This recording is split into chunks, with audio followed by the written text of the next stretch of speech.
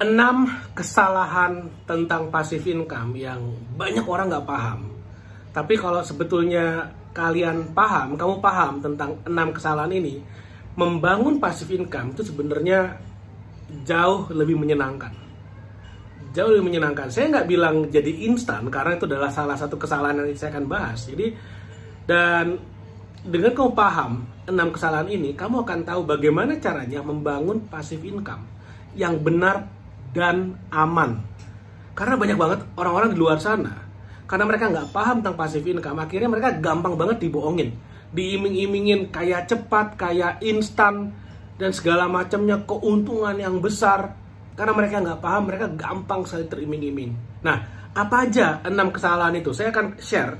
Yang pertama adalah passive income itu tidak sepenuhnya pasif. Nah, namanya passive income. Tapi kok nggak pasif-pasif amat? Nah, itu gimana maksudnya? Saya jelasin. Yang namanya passive income tentu tetap harus ada yang dikerjakan. Tapi bedanya gini, kalau kamu mengandalkan active income, kamu bekerja, dapat gaji. Tapi di momen kamu berhenti kerja, income-nya selesai. Itu namanya active income karena bergantung kepada kamu tetap bekerja, baru duitnya masuk. Passive income bedanya adalah gini, tetap harus bekerja, tapi bekerja sekali, income-nya berkali-kali. Nah, itulah passive income. Kerja sekali, income-nya terus-menerus. Misalnya, YouTube channel ini contoh paling gampang, YouTube channel ini. Sekali bikin, upload, selama ada yang nonton, AdSense-nya masuk terus. Affiliate marketing lewat TikTok, sekali bikin konten, pasang keranjang kuning, selama orang belanja, kamu akan terus dapat komisi, terus dapat passive income. Misalnya sekarang saya memutuskan, saya udah capek bikin konten, komennya aneh-aneh, saya udah bosen, udah males, udah nggak pengen sharing lagi. Saya memutuskan kayak gitu. Selama channel saya masih ada, selama video saya masih ada, dan selama YouTube masih ada, dan masih ada penonton, meskipun saya udah nggak buat video baru, income akan terus mengalir ke kantong saya. Asik atau asik banget. Itulah yang dimaksud dengan passive income. Jadi bukan sesuatu yang tidur tiba-tiba jadi. Nggak ada. Ya ada, kita tetap harus kerjain. Bahkan orang mau beli saham aja, tetap harus beli sahamnya dulu. Harus beli sahamnya dulu. Nggak mungkin kita diem, tidur, tiba-tiba punya saham. Ya nggak mungkin. Tetap harus dibeli sahamnya. Itu yang pertama ya, yang banyak orang salah. Yang kedua, yang namanya passive income itu bukan cara instan cepat jadi kaya. Kenapa? Karena tetap harus berproses. Ada berprosesnya. Bukan sesuatu yang instan. Misalnya, contohnya, Anda mau beli properti. Kamu mau beli properti untuk dapat passive income aja, itu ada prosesnya.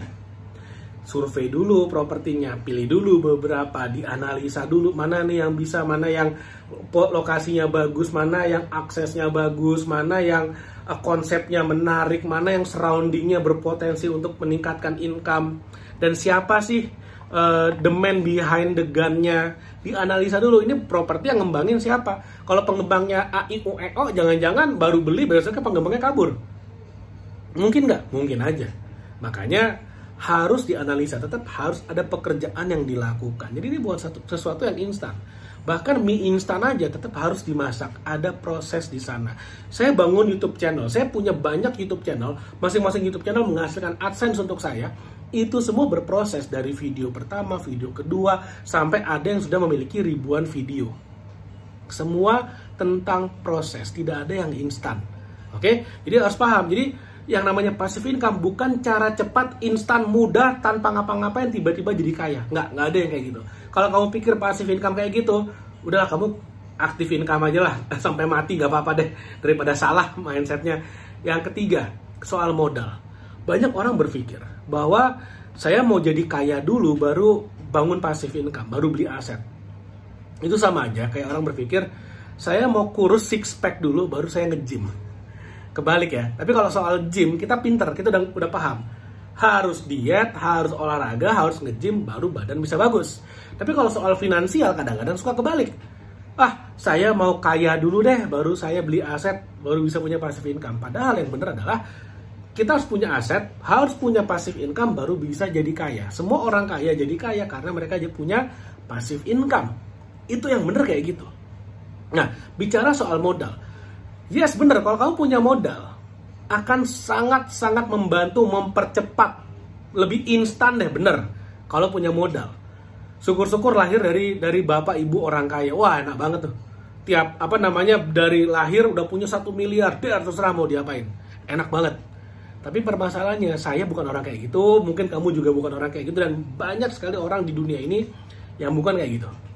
Lahir dari keluarga yang biasa-biasa saja, yang bahkan nggak bisa ngemodalin kalau kita mau bisnis dan segala macamnya, nggak bisa ngemodalin kalau kita mau beli properti misalnya, tapi it's okay, nggak masalah.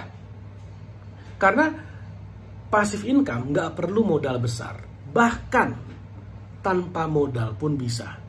Contoh apa nih yang nggak perlu modal besar? Kamu mau beli saham, mau invest di saham. Saham-saham yang harganya 3 ribuan, kamu cuma perlu modal 300 ribu. Kamu udah bisa punya sahamnya. Kalau kamu mau beli saham yang harganya misalnya 500 perak, 500 rupiah, kamu cuma perlu 50 ribu, 100 lembar saham, 1 lot, itu kamu udah bisa memiliki sahamnya. Nggak perlu modal besar. Yang gratisan pun ada, contohnya ini. YouTube channel tuh gratis. Jadi affiliate marketing TikTok itu gratis.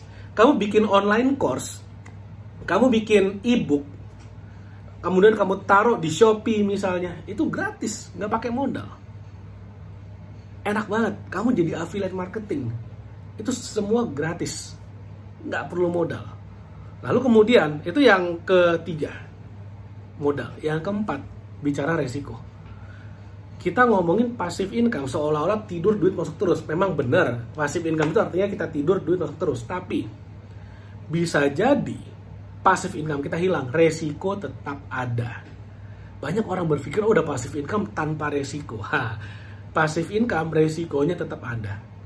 Saham memberikan dividen, ya itu passive income, tapi bisa aja sahamnya turun, bisa aja perusahaannya bangkrut, bisa aja perusahaannya terjadi segala macamnya sehingga akhirnya kemudian merugi. Dividennya hilang. Orang rugi apa yang mau didividenin? Nggak ada. Misalnya properti. Ternyata kamu udah invest di properti, mau dijadikan passive income, kamu nggak dapat penyewa, kamu nggak dapat tenan. Passive income-nya hilang. YouTube channel pun tetap ada resikonya. Kalau tiba-tiba YouTube di-ban sama pemerintah Indonesia gimana? Passive income-nya hilang. Resiko tetap ada. Tapi kalau kita bicara resiko, itu sebenarnya terkait dengan berapa modal yang kita taruh. Kalau misalnya gini, saya beli properti, modalnya 1 miliar. Ketika propertinya nggak jalan, maka 1 miliar saya macet. Bicara resiko. Tapi kalau misalnya saya jadi affiliate TikTok Shop, nggak ada modal. Ternyata saya udah bikin 100 video, satu pun nggak laku keranjang kuning saya. Resiko saya apa? Capek, waktu, dan tenaga. Udah itu aja. Nggak ada resiko duit di sana. Tapi meskipun begitu tetap aja nggak ada jaminan passive income kita bekerja. Itu kamu harus paham. Jadi passive income itu bukan sesuatu yang tidak ada resiko, tetap ada resikonya. Nah, nomor 5. Kalau kamu punya uang sedikit tapi kamu ingin mengakuisisi aset yang besar, ada satu kunci yang namanya leverage, daya ungkit. Atau kalau bahasa awamnya namanya hutang.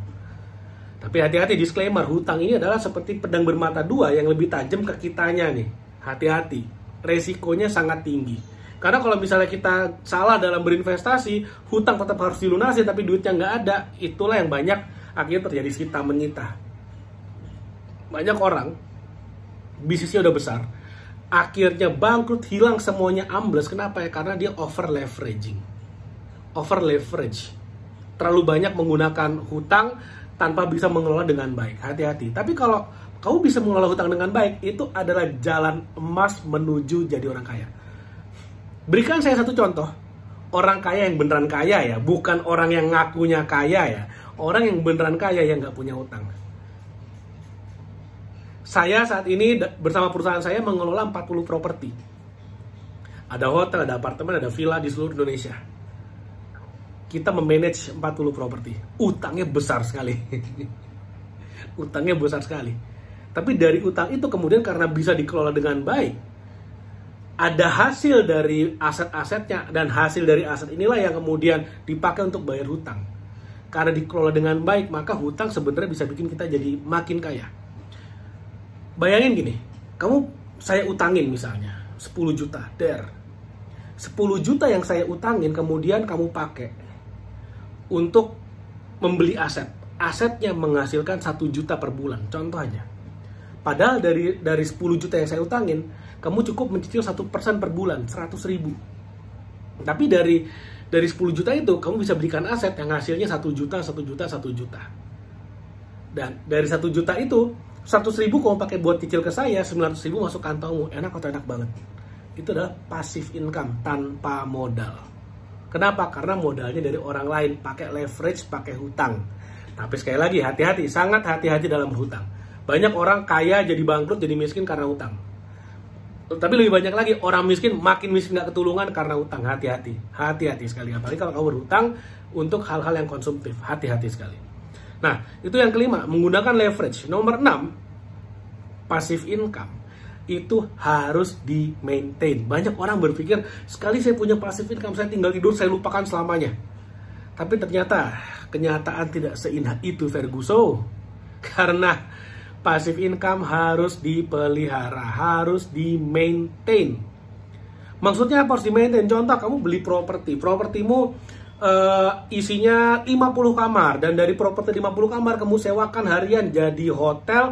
Hotelnya ngasih kamu passive income. Tapi ingat, kalau bangunannya tidak dipelihara dengan baik, maka apa yang terjadi? Setelah 1 tahun, masuk tahun kedua, tahun ketiga, tahun keempat, apalagi tahun kelima, rayap sudah mulai datang, jamur sudah mulai datang, sudah mulai bocor sana sini, lantai sudah mulai pecah-pecah, pipa sudah mulai bocor. Itu kalau tidak di-maintain dengan baik. Saya udah ketemu owner hotel banyak sekali yang mereka masih mengelola propertinya sendiri. Permasalahannya adalah mereka nggak ngerti gimana cara mengelola hotel. Sehingga tahun pertama, yes benar, setiap bulan dapat 100 juta, 200 juta, 300 juta passive income. Tahun kelima, dari 100 kamar, sisa tinggal 10 kamar, tinggal 15 kamar. 80 kamar kemana? Udah rusak, dimakan rayap, udah bocor sana sini, lantai udah pecah, spraynya udah bercak-bercak semuanya, udah kotor, udah udah bau, udah lembab, pengep, udah nggak jelas. Banyak banget saya ketemu yang kayak gitu. Karena merasa, oh saya ini kan properti ini kan passive income, ya udah saya tinggal aja, saya lupakan saja selamanya, selama dia bisa menghasilkan passive income. Tapi apa yang terjadi? Bebek petelur emas pun kalau nggak dimandiin, kalau nggak dikasih makan, mati, sakit juga tuh bebek. Telurnya jangan harap telur, yang ada yang keluar adalah kotoran bebek.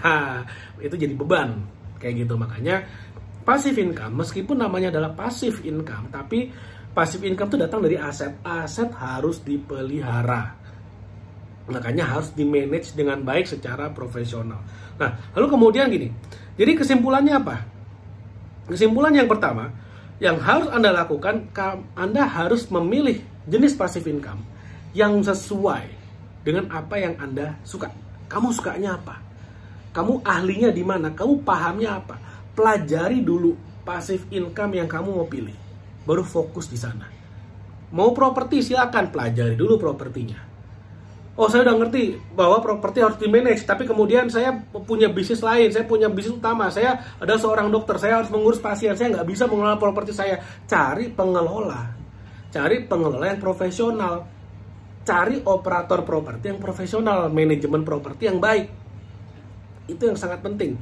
Mau investasi di kripto, silakan pelajari dulu kriptonya. Mau investasi di saham, bagus, saham sangat bagus, tapi pelajari dulu saham yang bagaimana yang bagus. Ada banyak saham-saham yang dalam setahun bisa untung 100%, tapi ada banyak juga saham-saham yang belum setahun udah amblas habis nggak bersisa. Ada juga. Hati-hati makanya. Harus dipelajari dulu. Banyak orang malas invest layar ke atas. Mereka malas mempelajari investasi, tapi yang mau dipelajari adalah temen ngapain ikutan. FOMO, fear of missing out, takut ketinggalan. FOMO, ikut-ikutan. Akhirnya yang terjadi apa? Duitnya amblas abis berjamaah bersama-sama. Sayang banget. Nah, dan satu lagi, kalau kamu nggak mengerti apa yang kamu lakukan, misalnya kamu punya pemahaman sedikit dan masih belajar di awal-awal, diversifikasi is okay. Masih coba-coba ini berawal masih awal-awal mau jadi investor, coba emas, coba saham, coba reksadana, coba obligasi, coba properti, silakan, nggak apa-apa, it's okay. Tapi nanti begitu kamu udah mengerti, oh saya kayaknya memang cocoknya di properti nih, saya bagus nih, saya ngerti banget dan saya suka nih, udah fokus properti. saya pribadi 95% harta saya itu ada di properti. Kenapa? Ya karena saya ngertinya properti. A sampai Z saya ngerti properti. Jadi saya paham bener. Karena saya paham bener properti, saya invest di properti. Ada nggak di saham? Ada tapi dikit banget. Ada nggak di emas? Ada tapi dikit banget. Ada nggak reksadana? Ada tapi seimprit banget. Itu maksudnya ketika kita udah paham, kita fokus. Ketika udah paham, kita fokus. Di sanalah passive income-mu akan menjadi beranak pinak jadi makin besar. Oke? Nah, kalau misalnya kamu merasa, aduh saya tertarik nih pengen punya passive income. Nah, kamu bingung mulai dari mana? Kamu bisa ikutan online course jagoan passive income. Saya share di sana gimana caranya kamu bisa punya passive income dari nol. Bahkan tanpa modal pun bisa. Kamu bisa klik link yang ada di bawah, gimana caranya kamu bisa punya passive income dari nol hingga kamu mencapai financial freedom. Linknya ada di bawah, sekali lagi ada di description dan ada di komen dari video ini. Mudah-mudahan bermanfaat dan sampai ketemu lagi di video berikutnya.